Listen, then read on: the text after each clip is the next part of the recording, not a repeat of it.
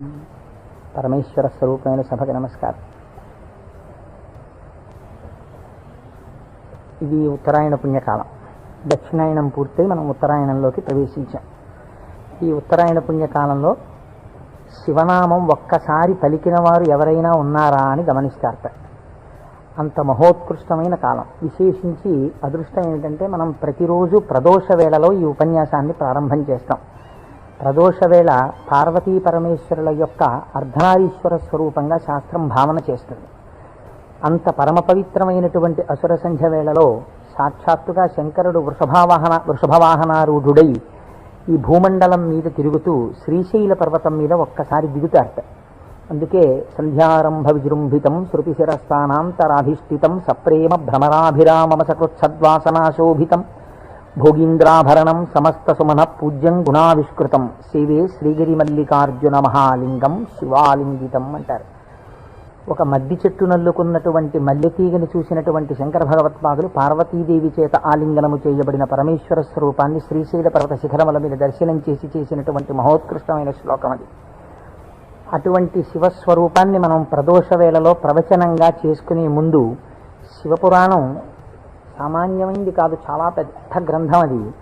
అంత పెద్ద గ్రంథంలో మనకి ఉపయుక్తమైనవి ఉన్నాయి, చాలా జటిలమైనవి ఉన్నాయి. నిత్య జీవితంలో వాటిని అనుష్ఠానంలోకి తెచ్చుకోవడానికి అన్ని ఆశ్రమాలకి అలివి కానివి ఉన్నాయి.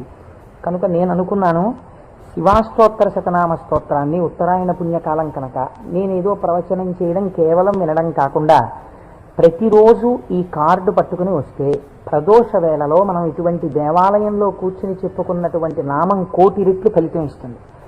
ఒక 30 రోజులో 40 రోజులో ఈ ప్రవచనాలు కొనసాగినప్పుడు మీరు ప్రతిరోజు ఈ నామాలు పలికారనుకోండి, 108 ఇంటూ 1,000,000 అంత నామం చేసినటువంటి ఫలితం మన ఖాతాలో ఈశ్వరుడు వేస్తాడు. దాని మీద వినడం శృణ్వం తపః, అది తపస్సు చేసినటువంటి ఫలితం అవుతుంది. ఉత్తరాయణ పుణ్యకాలంలో ఇంతకన్నా మనం చేసుకోగలిగినటువంటి మహద్భాగ్యం ఏముంటుంది? దీని మీద సుబ్రహ్మణ్యేశ్వర స్వామి వారికి ఇతపూర్వం నాకు తెలిసి కాకినాడ పట్టణంలో ఎన్నడూ జరగనంత అత్యద్భుతమైనటువంటి కార్యక్రమాన్ని మనం ఫిబ్రవరి 10, 11 తేదీలలో సుబ్రహ్మణ్యేశ్వర స్వామి వారి ఆవిర్భావము, తారకాసుర సంహారము, వల్లీ కళ్యాణము ఇవన్నీ శివపురాణాంతర్గతంగా వస్తాయి.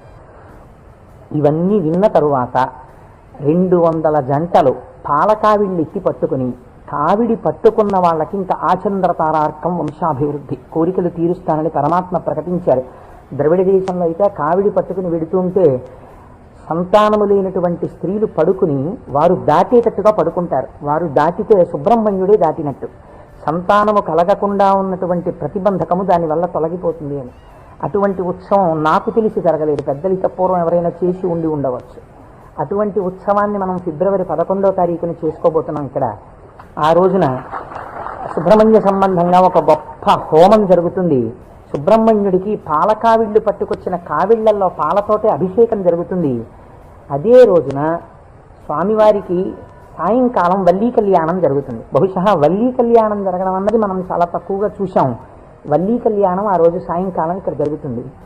ఇది కాకుండా ఇంకా కొన్ని విశేష కార్యక్రమాలు ఇందులో మన జీవితాలు ధన్యమయ్యేటట్టుగా అనుసంధానం చేస్తాం. ఆయా ఘట్టాలు వచ్చినప్పుడు వాటిని మీకు ముందుగానే విజ్ఞాపన చేస్తాను. కనుక శివపురాణాన్ని మనం శివాష్టోత్తర శతనామ స్తోత్రంతో అనుసంధానం చేసుకుంటే ఈ ప్రవచనాలు అయిపోయిన తరువాత కూడా మీరు ఎప్పుడైనా ఇంటి దగ్గర కూర్చుని నామాలు చదువుకుంటుంటే మనస్సు తొందరగా రమిస్తుంది. ఎందుచేత అంటే శివో మహేశ్వర శంభు పినాకి శశిశేఖర అని చదవడం వేరు. శివ అనగానే మొదటి నామం దగ్గర మీకు కొన్ని విషయాలు జ్ఞాపకానికి వచ్చాయనుకోండి, మనస్సు ఏమవుతుందంటే అటు ఇటు వెళ్ళదు, అందులోకి వెళ్ళిపోయి ఏదో ఒక నామంలో ఒక ఘట్టం ఏదో మీకు జ్ఞాపకం వచ్చి దాని గురించి ఆలోచిస్తూ మీరు నామాలన్నీ చదివేశారనుకోండి, ఇప్పుడు మీరు 108 నామాలు దీక్షతో తపస్సుగా చేసిన ఫలితం వస్తుంది. అది అర్థం తెలియకుండా చదువుతున్నారనుకోండి, మనస్సు చంచలమై ఎక్కడికో వెళితే నామం చెప్పిన ఫలితం ఉంటుంది, కానీ మనస్సు లగ్నం కాదు. మనస్సుని కూడా ఏకీకృతం చేసేటటువంటి ప్రయత్నంలో భాగంగా శివమహాపురాణాన్ని శివాష్టోత్తర శతనామ స్తోత్రంతో అనుసంధానం చేస్తే మనందరికీ ఎక్కువ ప్రయోజనకరంగా ఉంటుంది అని నాకు అనిపించింది. పైగా అందరూ చక్కగా ప్రదోష వేళలో శివనామం చెప్పేటటువంటి అదృష్టాన్ని పొందుతారనిపించింది. నేను అంటాను, మీరు కూడా అనండి. ఇది అయిన తర్వాత నేను ప్రవచనం ప్రారంభం చేస్తాను. ఇవాళే కాదు, ప్రతిరోజు. ఇవాళంటే కొద్దిగా మనకి ప్రారంభం కాబట్టి ఆలస్యం అయింది, రేపటి నుంచి అలా ఉండదు ఖచ్చితంగా. ఎందుకంటే ప్రదోష వేళలో ఈ నామాలు చదవాలి కాబట్టి 6:30 అయ్యేటప్పటికి ఈ నామాలు చదవడం ప్రారంభం చేసేస్తాం. ఎందుకంటే ప్రదోష వేళలో చదివినటువంటి దాని ఫలితం మీరు శివమహాపురాణంలో విందురు కానీ దాని శక్తి ఎలా వెళ్ళిపోతుందో చూద్దురు కానీ. ధ్యాన శ్లోకం చెప్పండి. ధవలవపుషమిందోర్ మండలే సన్నివిష్టం భుజగవలయహారం భస్మదిగ్ధాంగమీశం మృగయ పరశుపాణిం చారు చంద్రార్ధమౌళిం హృదయ కమల మధ్యే సంతతం చింతయామి. శివో మహేశ్వర శంభుః పినాకీ శశిశేఖరః వామదేవో విరూపాక్షః కపర్దీ నీలలోహితః శంకరః శూలపాణిశ్చ ఖట్వాంగీ విష్ణువల్లభః శిపి విష్ణోంబికానాథః. శశి విష్ణు కాదండి, అది పొరపాటు పడింది.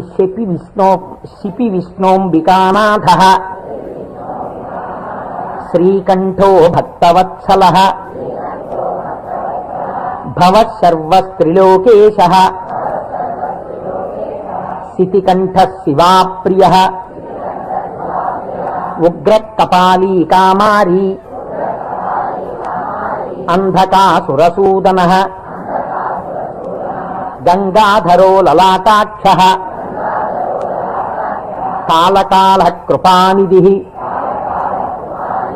భీమః పరశుహస్తశ్చ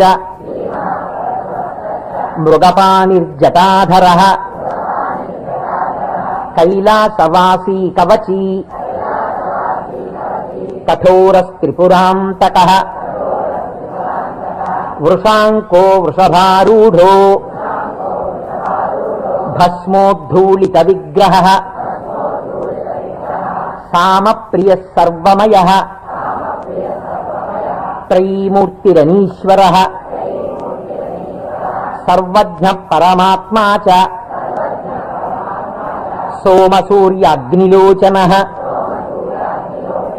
హవిర్యజ్ఞమయః సోమః పంచవక్త్రః సదాశివః విశ్వేశ్వరో వీరభద్రో గణనాథ ప్రజాపతిః హిరణ్యరేతా దుర్ధర్షో గిరిశో గిరీశో నగః భుజంగభూషణో భర్గో గిరిధన్వీ గిరిప్రియః కృత్తివాసాః పురారాతిః భగవాన్ ప్రమదాధిపః మృత్యుంజయః సూక్ష్మతనుః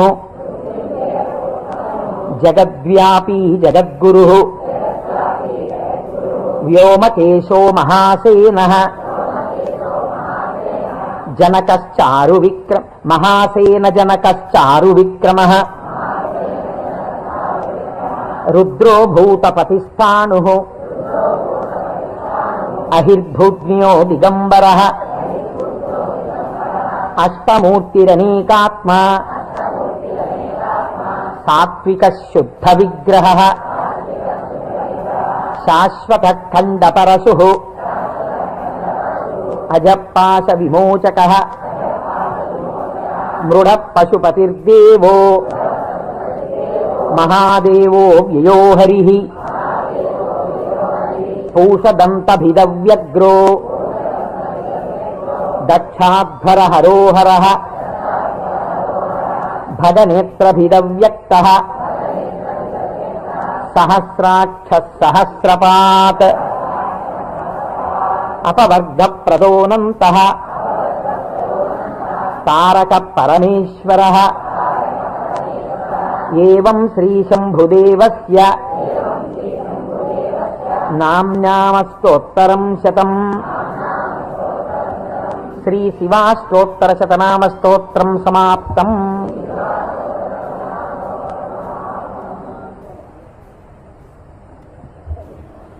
హరి ఓం.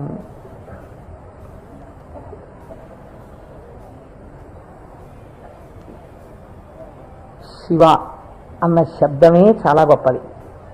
ఈ శివాష్టోత్తర శతనామ స్తోత్ర ప్రారంభం కూడా శివశబ్దంతో ప్రారంభమైంది.